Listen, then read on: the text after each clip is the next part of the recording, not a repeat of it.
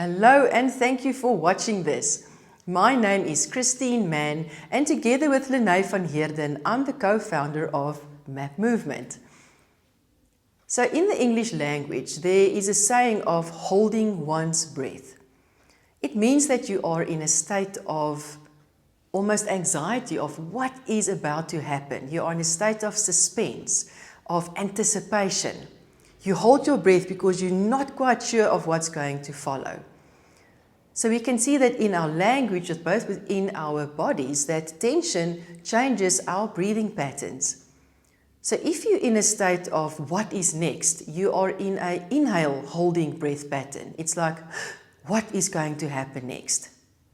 If you are living within that state of conscious anxiety of what is going to happen next, does it make sense that someone then tells you to relax, to take 10 deep breaths? It actually doesn't. You are already in a place where you're stuck on inhale. So in MAP, we have a different approach. We rather focus on getting our body to a place where we can breathe out and just pause and wait there. And you can feel that just where you are sitting or standing. Take a deep breath in and you'll feel you're almost in that place of what is next. Versus when you breathe out, feel how your shoulders relax. Feel how your jaw relaxes. How everything just kind of slows down. And if at the end of that exhale, that breathing out, you just add a small little pause, it just gives your body a different pace. It's a letting go of. And then the beauty is that you can just wait for your next in-breath to come to you. We tend to say in English that you take your next breath. And in MAP, we change the language. We say instead of taking your next breath, which is something that you have to fight for, breathe out, pause, wait a little bit. That urge for you to breathe in again will come to you. Then rather, receive your next breath. That change of language gives a change of attitude and a change of how we perceive breath to be within our bodies. It's less hard work and it's more just receiving the grace of the next breath that is already written into you. We use a principle within MAP Movement that we call the S.T.O.P principle to help us with changing anxiety patterns of movement and breath into something that really just calls quits for a moment to that and just changes direction. Considering that we breathe all day long, every day, day in, day out, if we are having an anxiety pattern of breathing, the very thing we do constantly is exasperating the problem.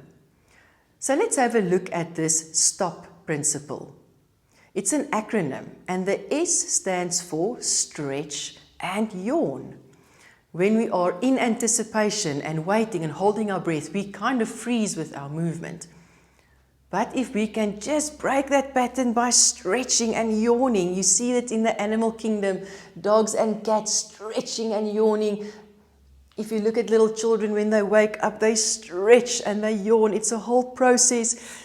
And you as an adult, probably you're also doing it, but stress makes us forget about that. So the S in S.T.O.P will remind you, stretch, whichever way you want to, and yawn. The T stands for tap. Now, tap relates to water. If we consider that we can go a few weeks without food and only a few days without water, well, and only a few minutes without air, we should consider just in that hierarchy of importance how important water intake is. So the T is a reminder of drinking a glass of water. Your brain function is better. Your metabolism is better. Every single thing in our bodies is related to having the availability of water. The O in S.T.O.P means out breath. Exhale.